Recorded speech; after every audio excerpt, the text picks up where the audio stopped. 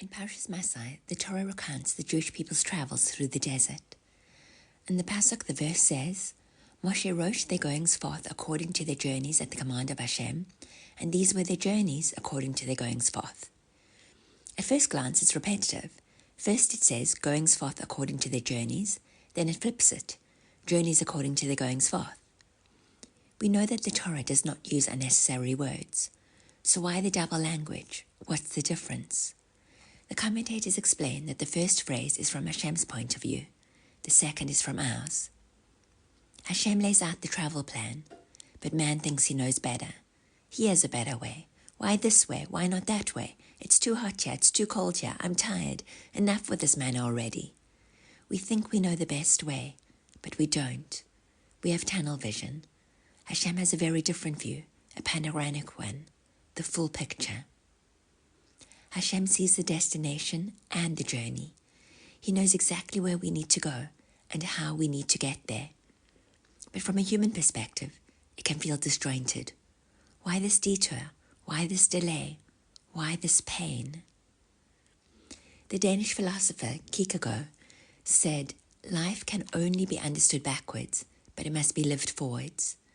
We only understand later, and it may only be in the next world, that every stop along the way had a purpose, that nothing was random, that the journey was the cure. The Midrash Tanhuma tells a parable. A king took his sick son on a long journey to heal him. On the way back, the king pointed to each stop. Here's where you had a fever. Here's where we found water. Here's where you started to get better. He remembered every detail. The Gur Aryeh explains that this parable is a way to understand why Hashem commanded Moshe to chronicle the nation's travels. When one goes through life and experiences the world, he can sometimes forget that Hashem is with him. It's very easy for a person to look at events without seeing Hashem's guiding hand. That's why Hashem told Moshe to write down all the travels of the Jewish people in order to remind them, don't think you were just by yourselves. I was with you all along. Every place you went, I was there too.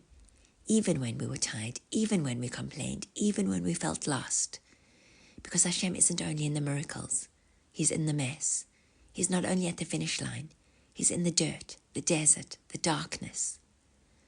And today that message feels more real than ever.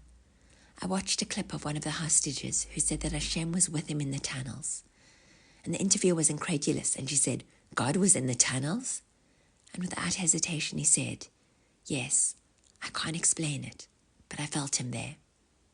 Similarly, I once saw a documentary about a Holocaust survivor who was in Auschwitz, and she said, people ask, where was God during the Holocaust? And she answered, God was right with me. We are still a people on a journey, still in the wilderness, still fighting to come home. We don't understand the path, but we trust the one who mapped it. And when we finally look back at the pain, the confusion, the endless stops, we'll see what they saw, that Hashem was with us at every turn, in every tunnel, at every tearful stop. Be'ezras Hashem, may we soon reach our ultimate destination, and Tisha B'Av be turned into a day of rejoicing. Wishing you a good Shabbos and a good Chodesh of true Menachem Av.